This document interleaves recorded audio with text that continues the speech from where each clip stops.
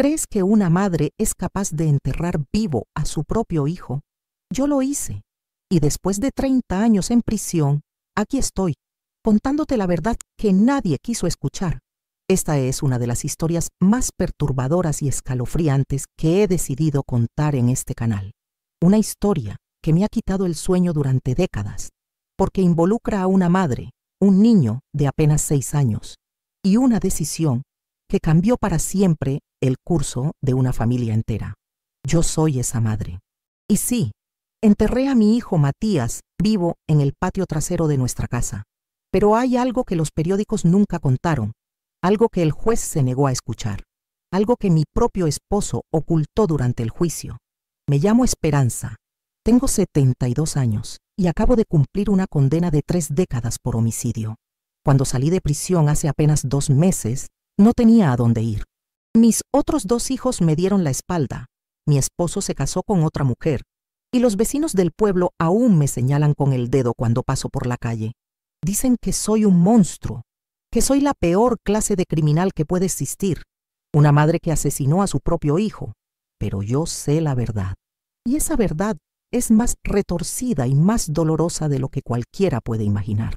Porque verás, querida, cuando enterré a Matías esa noche de octubre, cuando cavé ese hoyo con mis propias manos temblorosas, cuando coloqué su cuerpecito en esa fosa improvisada, él todavía respiraba.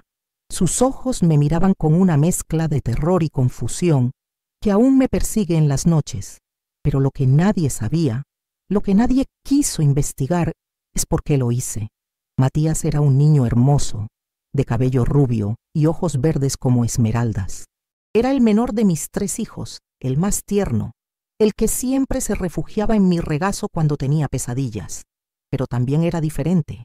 Había algo en él que me helaba la sangre, algo que ni los médicos ni los psicólogos pudieron explicar jamás.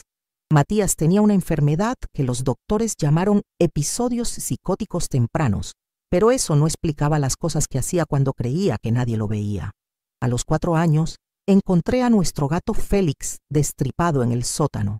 Sus intestinos estaban perfectamente ordenados sobre una mesa improvisada, como si alguien hubiera estado estudiando su anatomía. Cuando le pregunté a Matías qué había pasado, me miró con esos ojos verdes inocentes y me dijo: «Félix quería ver cómo era por dentro, mamá. Yo solo lo ayudé». La sangre se me congeló en las venas. Mi esposo Ricardo se negaba a ver lo que yo veía. «Es solo un niño curioso», decía. «Todos los niños pasan por fases extrañas». Pero yo sabía que esto no era normal. Matías no lloraba cuando se lastimaba, no mostraba remordimiento cuando hacía algo malo, y tenía una fascinación morbosa por la muerte que me aterrorizaba. Hablaba con voces que, según él, venían de abajo de la tierra, y dibujaba cosas que ningún niño de su edad debería saber que existían. El día que decidí hacer lo impensable, Matías había hecho algo que traspasó todos los límites. Algo que me convenció de que no era mi hijo quien habitaba ese cuerpecito. Algo que me hizo creer que tenía que elegir entre salvarlo o salvarme. Pero ¿sabes qué es lo más escalofriante de todo esto? Que después de 30 años encerrada, después de haber perdido todo, después de que el mundo entero me llamara monstruo, acabo de descubrir que tal vez me equivoqué, que tal vez la verdadera amenaza nunca fue mi hijo. La verdadera amenaza siempre estuvo mucho más cerca de lo que imaginé. Los meses anteriores a esa fatídica noche de octubre fueron un infierno que no le deseo a ninguna madre. Matías había comenzado a mostrar comportamientos que desafiaban toda lógica, toda comprensión humana. Ya no era solo la curiosidad morbosa por los animales muertos o sus dibujos perturbadores. Ahora hablaba de cosas que un niño de 6 años no podía saber. Recuerdo vívidamente la mañana en que encontré a mi vecina, la señora Elena, llorando en su jardín. Su perro había aparecido muerto, pero no de muerte natural. Alguien le había cortado las cuerdas vocales con precisión quirúrgica, evitando que ladrara mientras lo torturaban lentamente. Elena estaba destrozada. Había criado a ese animal durante 8 años. Cuando regresé a casa, encontré a Matías en su habitación, dibujando con sus crayones. La imagen que había creado era exactamente la escena que acababa de presenciar. Un perro sobre una mesa, instrumentos alrededor, y una figurita pequeña con cabello rubio sosteniéndolos. ¿Dónde viste esto, hijo?, le pregunté con la voz temblorosa. Él me miró con esa sonrisa angelical que solía derretir mi corazón, pero que ahora me helaba hasta los huesos. Lo soñé, mamá, pero no era un sueño. Era un recuerdo de lo que iba a pasar. Mi mundo se desmoronó.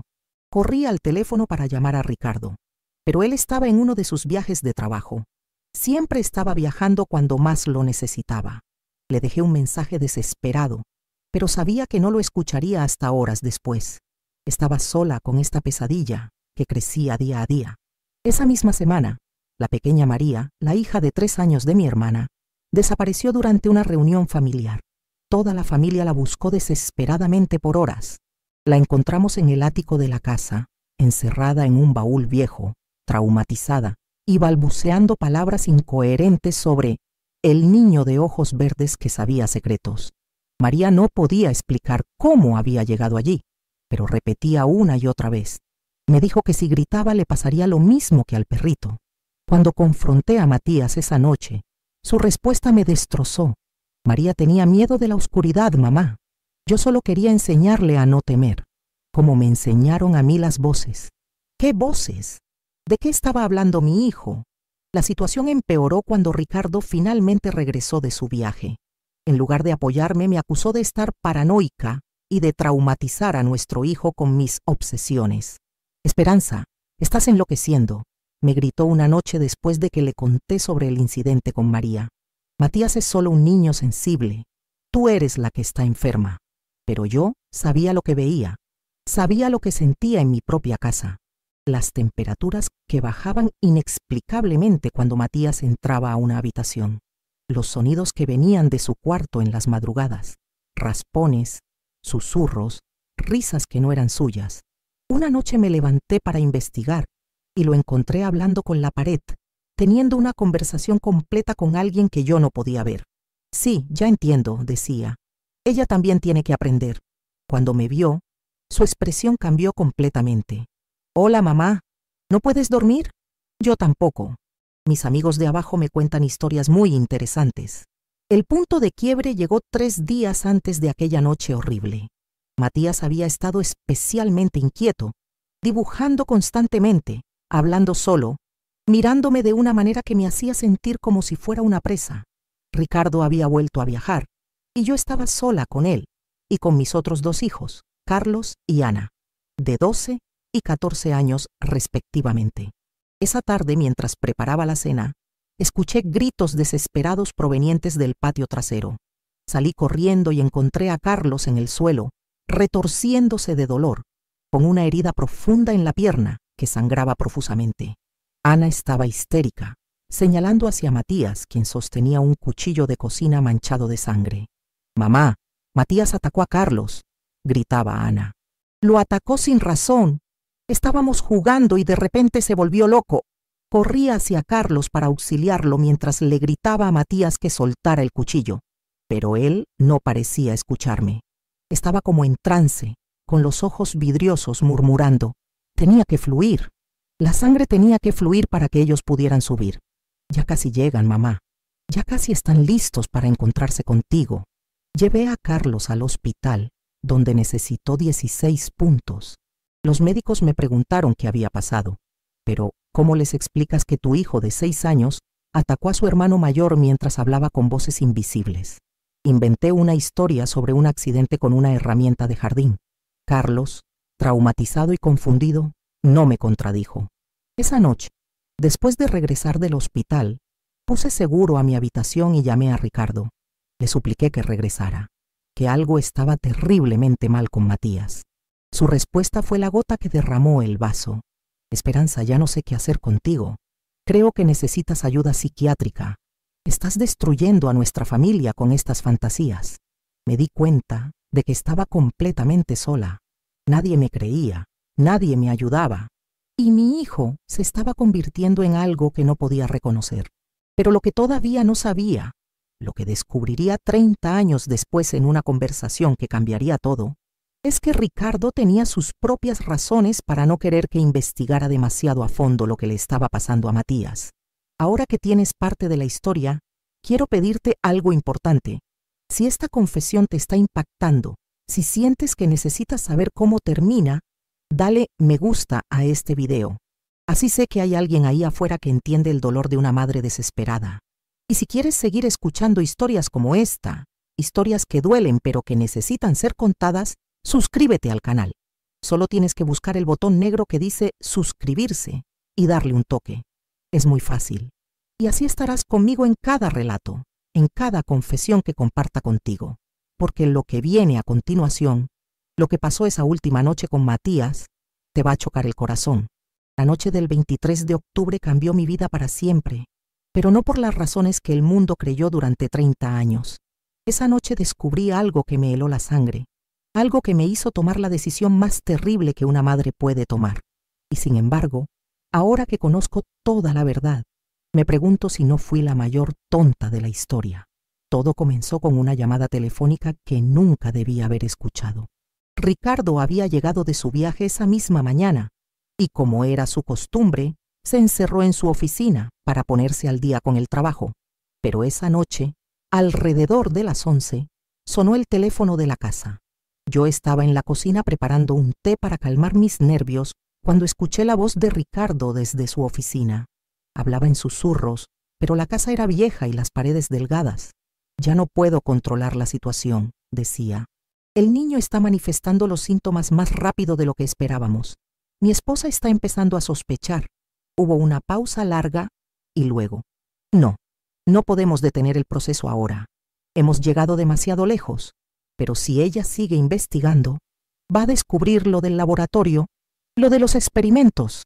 Mi sangre se convirtió en hielo. ¿Qué laboratorio? ¿Qué experimentos? Me acerqué sigilosamente a la puerta de su oficina, tratando de escuchar más. Ricardo continuaba. Los efectos secundarios son más severos de lo que anticipamos. El sujeto está mostrando tendencias violentas extremas y está hablando sobre las voces. Creo que está accediendo a memorias que no le pertenecen. En ese momento, una manita pequeña tocó mi hombro. Me volteé y ahí estaba Matías, con su pijama azul y sus ojos verdes brillando en la oscuridad. Pero había algo diferente en él esa noche. Su mirada era más penetrante, más adulta. «Mamá», susurró, «papá te está mintiendo desde hace mucho tiempo. ¿Quieres que te cuente la verdad?» Lo que Matías me reveló esa noche destrozó todo lo que creía saber sobre mi vida, mi matrimonio y mi familia. Me contó que Ricardo no era realmente su padre biológico, pero no porque yo hubiera tenido una aventura, sino porque Matías había sido hecho en un lugar que él llamaba el laboratorio de los susurros. Me habló de hombres con batas blancas que lo visitaban cuando yo no estaba en casa, que le ponían inyecciones y le hacían pruebas que le dolían mucho. «Las voces que escucho, mamá, no vienen de abajo de la tierra», me dijo con una lucidez que me aterrorizó. «Vienen de otros niños como yo, niños que hicieron los mismos experimentos. Algunos ya no están vivos, pero sus memorias quedaron dentro de mí. Por eso sé cosas que no debería saber. Por eso puedo hacer cosas que asustan a la gente». Mi mundo se desplomó. Durante años había pensado que mi hijo estaba poseído o que tenía alguna enfermedad mental severa. Nunca se me ocurrió que pudiera ser víctima de algo mucho más siniestro.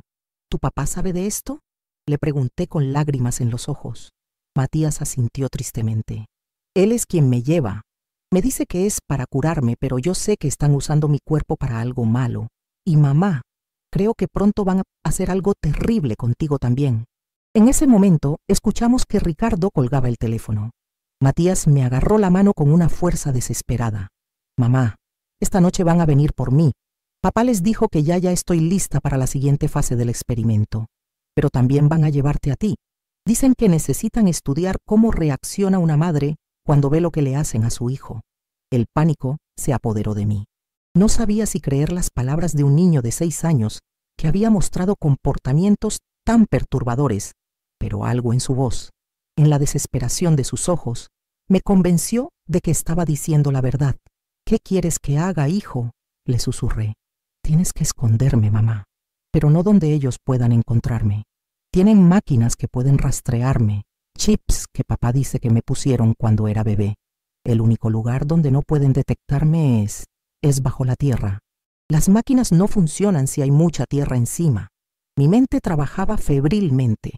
Si lo que Matías me decía era cierto, si realmente había hombres que vendrían esa noche para llevárselo y hacer cosas horribles con él, entonces tenía que protegerlo a cualquier costo.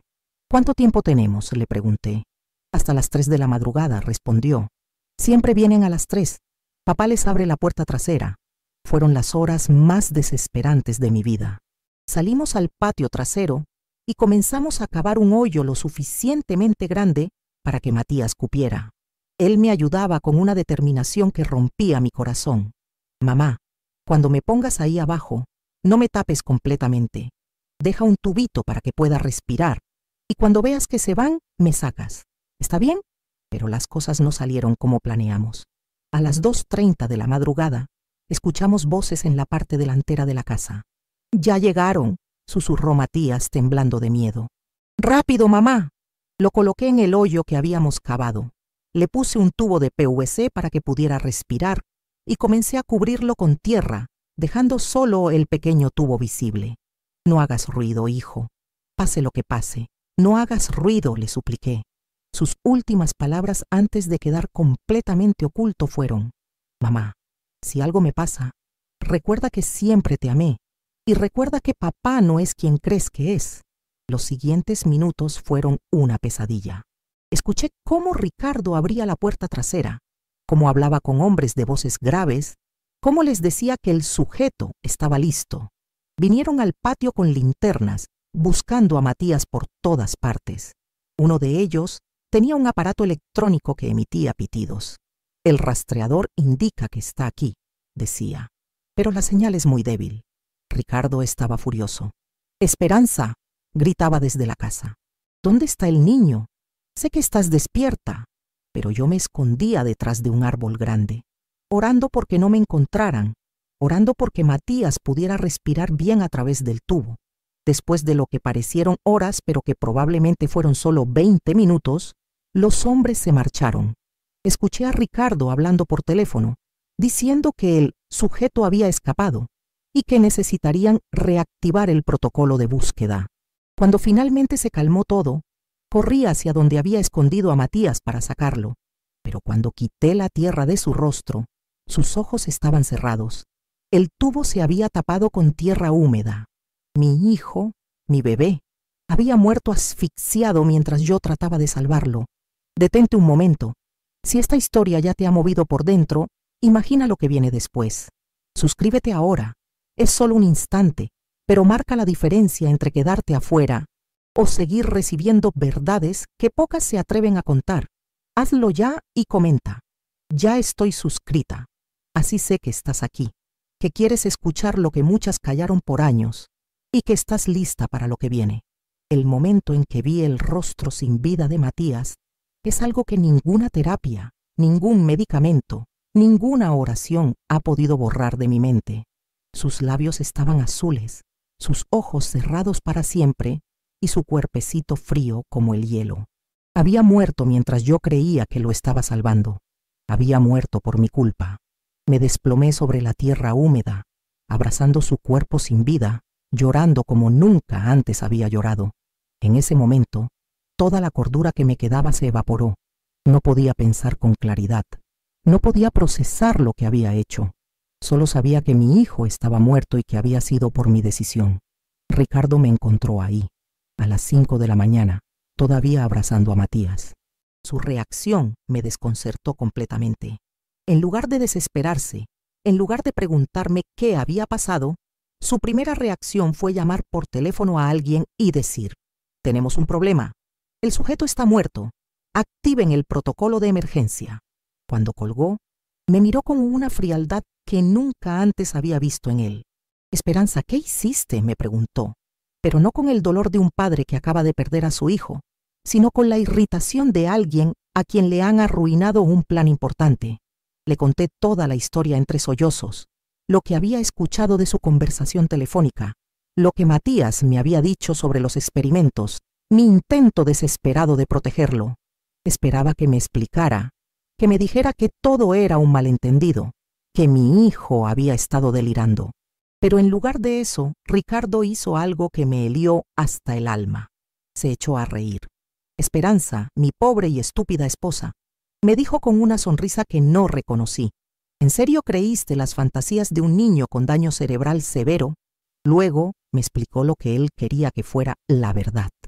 Que Matías había tenido una crisis psicótica severa esa noche, que me había atacado y que yo, en defensa propia, lo había golpeado accidentalmente causándole la muerte. Esa será nuestra versión cuando llamen a la policía, me dijo. Pero eso es mentira, le grité. Tú sabes lo que realmente pasó. Los experimentos, los hombres que vinieron anoche. Ricardo negó todo.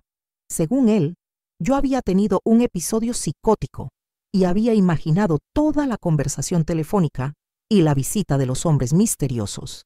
Esperanza, has estado bajo mucho estrés. Tu mente está jugándote trucos. Cuando llegó la policía, una hora después, Ricardo ya tenía toda la historia perfectamente armada. Les dijo que yo había estado mostrando signos de inestabilidad mental durante meses, que había estado obsesionada con la idea de que Matías era peligroso y que finalmente había perdido el control y lo había matado. Como evidencia, presentó un diario que, según él, yo había estado escribiendo, lleno de anotaciones sobre los comportamientos violentos de Matías y mis planes para neutralizarlo. Ese diario no lo había escrito yo. Jamás en mi vida había puesto por escrito esos pensamientos, pero allí estaba, con mi letra perfectamente imitada, página tras página de lo que parecía la mente de una mujer que planea asesinar a su propio hijo. ¿Cómo es posible?, les pregunté a los policías, pero Ricardo tenía una explicación para eso también. Los episodios psicóticos pueden causar amnesia. Es posible que escribiera esas cosas y no las recuerde. Mis otros 2 hijos, Carlos y Ana, testificaron en mi contra. Dijeron que yo había estado comportándome de manera extraña las últimas semanas, que había estado obsesionada con Matías, que me habían escuchado planear algo en las noches. Sus testimonios fueron devastadores, pero lo que más me dolió fue darme cuenta de que realmente creían lo que estaban diciendo. Ricardo los había manipulado perfectamente. Durante el juicio, mi abogado de oficio, un hombre joven e inexperto, trató de presentar mi versión de los hechos. Habló de los supuestos experimentos, de la conversación telefónica que había escuchado, de los hombres que habían venido esa noche. Pero sin evidencia física, sin testigos, con mi propio diario en mi contra y con el testimonio de mi esposo y mis hijos, mi historia sonaba como los delirios de una mujer que había perdido la cordura. El fiscal me pintó como un monstruo. Esperanza Morales decía, es el ejemplo perfecto de lo que sucede cuando la enfermedad mental no es tratada adecuadamente.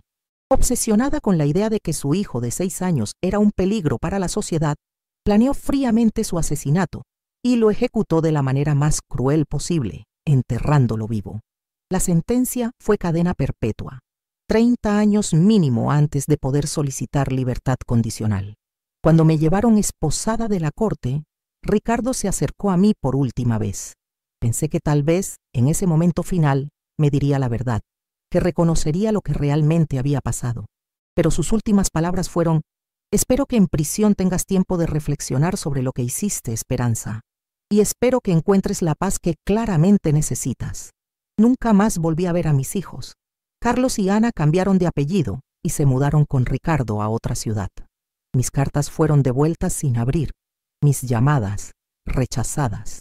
Para el mundo, yo era una asesina de niños. Para mi familia, era una loca peligrosa que había destruido sus vidas. Pero durante todos estos años en prisión, nunca dejé de pensar en las palabras finales de Matías. Recuerda que papá no es quien crees que es. Nunca dejé de preguntarme si realmente había escuchado esa conversación telefónica, si realmente habían venido esos hombres, si realmente mi hijo había sido víctima de experimentos terribles. Y hace 2 meses, cuando finalmente salí de prisión, descubrí que todas mis sospechas habían sido ciertas. Pero la verdad era aún más retorcida de lo que jamás imaginé. El día que salí de prisión, hace exactamente 2 meses y 3 días, no tenía a dónde ir. Mis hijos adultos habían construido sus vidas sin mí. Ricardo se había casado de nuevo y había muerto de cáncer 5 años atrás. Y yo era una mujer de 72 años con 30 años de cárcel a mis espaldas y sin un solo peso en el bolsillo. Una trabajadora social me consiguió una pequeña habitación en un hogar para ancianas indigentes en las afueras del pueblo. Era un lugar deprimente, lleno de mujeres que habían sido abandonadas por sus familias, pero al menos tenía un techo y una cama. Lo que no esperaba era encontrarme allí con alguien de mi pasado.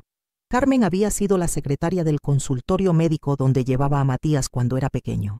Una mujer menuda, de 68 años, que había llegado al hogar después de que su familia la internara por demencia senil. Pero Carmen no tenía demencia. Carmen tenía secretos que la habían estado carcomiendo durante décadas. Y cuando me reconoció, supo que había llegado el momento de confesar. Esperanza, me dijo una noche, cuando estábamos solas en el jardín del hogar. Yo sé que tú no mataste a tu hijo. Yo sé lo que realmente le estaban haciendo. Sus palabras me golpearon como un rayo. Durante 30 años había vivido con la duda de si había imaginado todo, si realmente había perdido la cordura como todos decían. Cuéntamelo todo, le supliqué. Carmen me reveló que el doctor Hernández, el pediatra de Matías, era parte de un programa gubernamental secreto que experimentaba con niños que mostraban anomalías psicológicas tempranas. No era un programa oficial, me explicó. Era algo que un grupo de científicos hacía por su cuenta, financiados por empresas farmacéuticas que querían desarrollar drogas para controlar comportamientos violentos en menores. Matías había sido seleccionado porque sus primeros episodios de violencia lo habían marcado como un sujeto ideal. Sin mi conocimiento, durante sus consultas regulares, le habían estado administrando drogas experimentales que alteraban su química cerebral. Los efectos secundarios eran terribles, continuó Carmen. Los niños desarrollaban paranoia extrema, alucinaciones auditivas y capacidades de percepción alteradas que los hacía parecer diferentes. ¿Pero cómo es posible que yo no me diera cuenta?, le pregunté. Carmen me miró con tristeza. Porque tu esposo era parte del experimento, Esperanza. Él era el enlace entre los científicos y las familias. Él les reportaba el progreso de Matías. Él programaba las consultas adicionales. Él se aseguraba de que tú no hicieras demasiadas preguntas. Mi mundo se desplomó por segunda vez en mi vida. Ricardo había estado envenenando a nuestro hijo durante años, convirtiéndolo en un laboratorio humano, destruyendo su mente infantil para beneficio de unos científicos sin escrúpulos. Y cuando yo finalmente descubrí parte de la verdad, cuando traté de proteger a Matías, Ricardo había orquestado mi caída para proteger el programa. El diario que presentaron como evidencia en tu juicio, continuó Carmen, lo escribió una grafóloga que trabajaba para ellos. Habían estado estudiando tu escritura durante meses, preparándose para el momento en que necesitaran culparte de algo. Carmen había visto a esta mujer practicando mi letra en el consultorio. Había escuchado conversaciones sobre el protocolo de emergencia para cuando algún padre se volviera problemático. ¿Por qué no dijiste nada durante el juicio?, le pregunté. Porque me amenazaron, admitió. Me dijeron que si hablaba, le harían lo mismo a mi nieta pequeña que le habían hecho a Matías. Y yo era cobarde, Esperanza. Era una cobarde que no tuvo el valor de salvar a una madre inocente. Pero lo que Carmen me reveló después fue aún más devastador. El programa no había terminado con la muerte de Matías.